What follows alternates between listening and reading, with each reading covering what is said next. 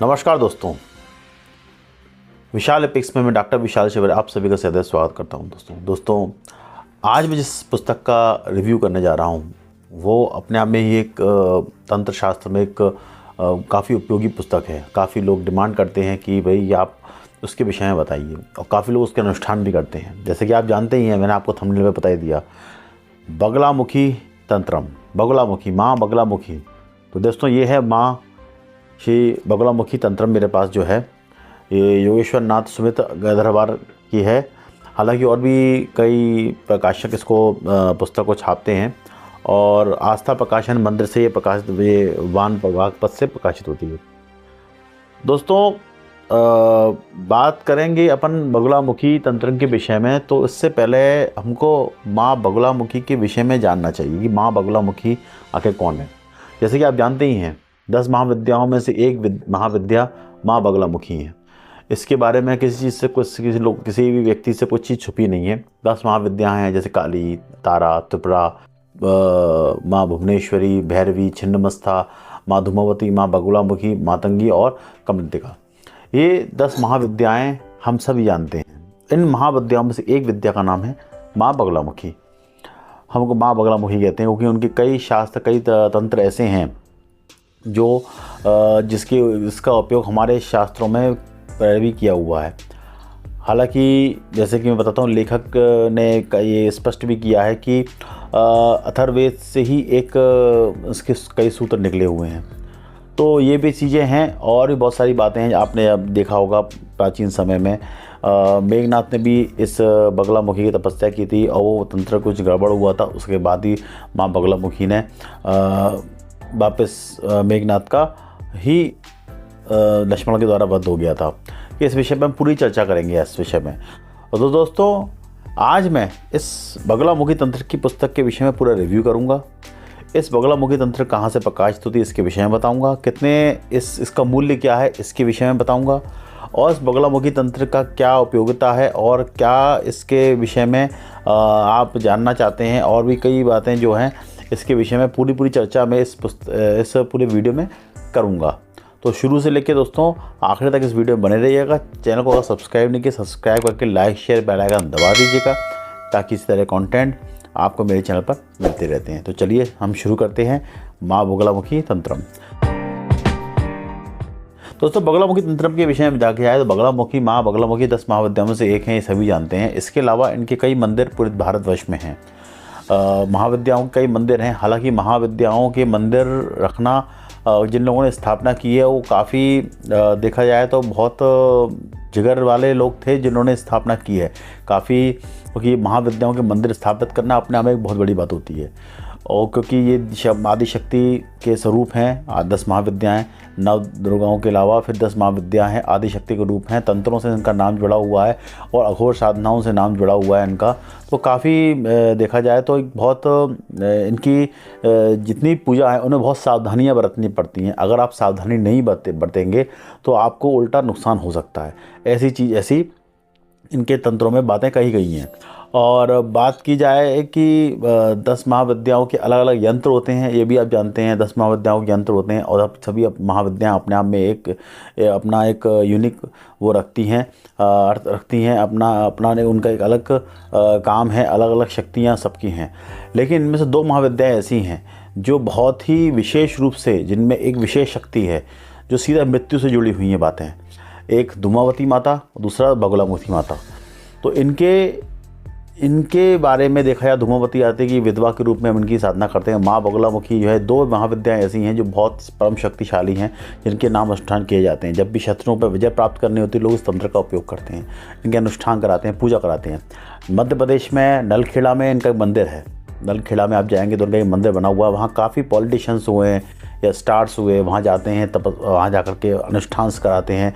तो वो सब चीज़ें मैं इतना ही कहना चाहता हूँ, इनके अनुष्ठान बहुत सावधानीपूर्वक करने चाहिए, क्योंकि माँ हैं। और आपने देखा होगा रामायण काल में भी मेघनाथ ने जब माँ बगलामुखी की जो तंत्र जिसके सत्य करने में लगा हुआ था, अगर वो जीत जाता तो 64 योगिनियाँ आकर के पूरे वानर सेनाओं को ख़त्म कर सकती थी, और वो कामयाब नहीं हो पाया, इसलिए उसके तपस्या में भंग डाला गया और उल्टा बगलामुखी फिर जो राम लक्ष्मण पे और उनकी सेना पर, राम जी की सेना पर जो अटैक होने वाला था, वो जाकर के उसका असर मेघनाथ पे पड़ा और मेघनाथ को अपने जीवन से हाथ धोना पड़ा। तो ये सब चीज़ें माँ बगलामुखी के तंत्रों में इस तरह की बातें मिलती हैं। अब थोड़ी बात करते हैं इस बगलामुखी तंत्र में कहाँ से इसकी उत्पत्ति हुई, क्या है। दोस्तों एक चीज़ स्पष्ट करना चाहता हूँ, जो इस पुस्तक है, इस पुस्तक के अंदर ये बगलामुखी तंत्र जो है एक कोई पूर्ण पुस्तक नहीं है। मतलब अलग अलग जगहों से संग्रह करके के ही इसमें कुछ सूत्र डाले गए हैं, उनके स्रोत डाले गए हैं, कवच डाले गए हैं अलग अलग जगह से इकट्ठे करके, तो और उसको एक संग्रह करके नोट्स की तरह इस पुस्तक को बनाया गया है। कोई पर्टिकुलर जैसे रुद्रायमल तंत्र है या और तंत्र है, उस तंत्र में इसको डिवाइड नहीं किया गया है, तो इसी पुस्तक में ऐसा है। बाकी और कोई अगर आपकी नज़र में है ऐसे बगलामुखी जिसको प्रॉपर डिज़ाइन, प्रॉपर सूत्र में रहे, प्रॉपर वार्तालाप किसी, क्योंकि हम जब भी कोई ग्रंथ पढ़ते हैं तो वार्तालाप रहता है उसमें वार्तालाप ऐसी कोई चीज़ नहीं है, सीधा सीधा मंत्र दिए हुए हैं। जैसे कि मैं अपने पिछले वीडियो में आपके इंद्रजाल में बताया था, उसी तरह से। तो देखिए अब इसके अंदर कुछ बातें हैं जो बता देना आना आपको आवश्यक है। जैसे कि डिस्प्ले पे देखिए, अथर्ववेद के घुआगिरा व अथर्वगिरा नाम से 2 भेद हैं। अथर्ववेद के 2 भेद हैं, ये पहली बात है। और घुआगिरा में वनस्पति औषधियों का वर्णन है और अथर्वगिरा में अविचार प्रयोग सूत्र दिए हुए हैं, जो सूत्र माँ बगलामुखी को समर्पित हैं। ये चीज़ अथर्ववेद में दी हुई है, ये सा लेखक बताते हैं। और क्या होता है कि माँ बगलामुखी को पहले बलगा भी कहते थे, बलगा, फिर उसके बाद बगला हो गया और उससे फिर बगलामुखी बना, ऐसा इनका कहना मतलब है। आप जानते हैं बगलामुखी की अगर पुरानी हिस्ट्री अब जो पुराने ग्रंथों में देखते हैं, कई टीवी सीरियल में भी देखा होगा कि माँ बगलामुखी ने किसी राक्षस की जीभ को काट दिया था, क्योंकि राक्षसों को परेशान कर रहा था, मतलब बार बार उनकी तरफ आ रहा था, तो वो उसकी राक्षस की जीभ को काटा है और बगले पर सवार करती है माँ बगलामुखी। तो ये सब उनकी बातें हैं। और ये इनके जो फल हैं, फलश्रुति है, इनके जो तंत्र हैं, फलश्रुति हैं, बहुत काफ़ी हद तक देखा जाए तो देखने को हमको मिलती है। तो जैसे कि लिखते हैं, जैसे लौकिक भाषा में मतलब शब्द का मतलब होता है, बन जाता है, हिंस का सिंह बन जाता है, उसी पर नामक, तो बलगा से शब्द का आगम बगला बन गया। और इसके जो जितने भी माँ बगलामुखी की जितनी साधना है, तांत्रिक साधनाएँ हैं, शाक्त साधना है, शक्ति की साधना है। और इसके बाद अगर देखा जाए तो और भी इसके विषय में वर्णन मिलता है हमको। जैसे कि बताया गया है कि बगलामुखी की भाषा में भगवती बगलामुखी की सृष्टि पूर्व से ही पूजित है। प्रजापति ने इसकी वैदिक रीति से इसकी रचना में सफल हुआ, से सृष्टि की उत्पत्ति की। उसके बाद ये नारद जी को दिया गया, नारद जी ने फिर परमहंस को दिया, फिर ये परशुराम जी को दिया गया, और उसके बाद मेघनाथ, इन लोगों ने भी माँ बगलामुखी की कई तपस्याएँ की हैं, इसके विषय में वर्णन मिलता है। और अश्वत्थामा जी ने भी कई तपस्याएँ की हैं, इसके विषय में वर्णन मिलता है। तो ये आप देखने को मिलता है। अब चलिए, अब हम इस पुस्तक को आपको डिस्प्ले पर दिखा देते हैं, और डिस्प्ले पर दिखा करके आपको इस पुस्तक की पूरी जानकारी आपको इसमें आगे मैं दूंगा।